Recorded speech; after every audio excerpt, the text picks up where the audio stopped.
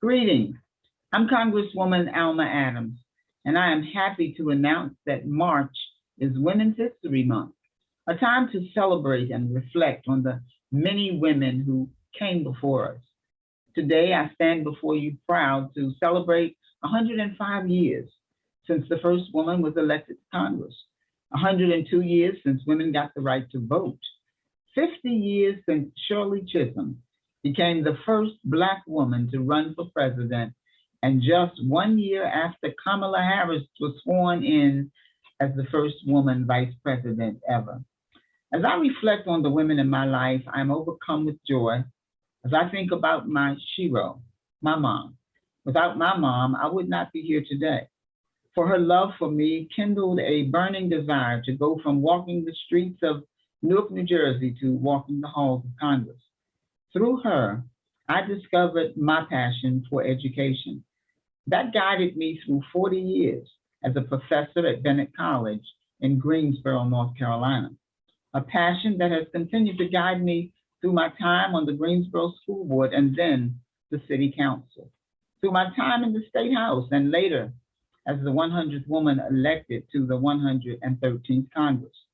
In Congress, I think a lot about my daughter Janelle, an educator and mother herself, who also faced numerous challenges, including a crisis during her pregnancy that inspired me to work with my colleague, Lauren Underwood, to start the first ever Black Maternal Health Caucus in Congress. Because despite all of our progress, women are still fighting for equal health care, equal pay, equal representation, equal respect, and equal rights. Women still face inequities in education, employment, and reproductive care. Like Fannie Lou Hamer said, women are sick and tired of being sick and tired. But if we look to history, we find no shortage of women who have dared to be trailblazers and close the opportunity gap between women and men.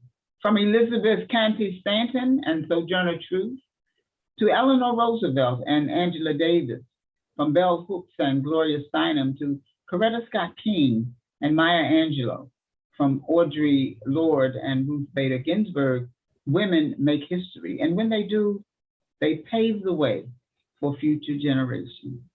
Thank you for joining us in celebration of Women's History Month. And to all the young women and girls out there, don't be afraid to make history. I hope to read about you someday.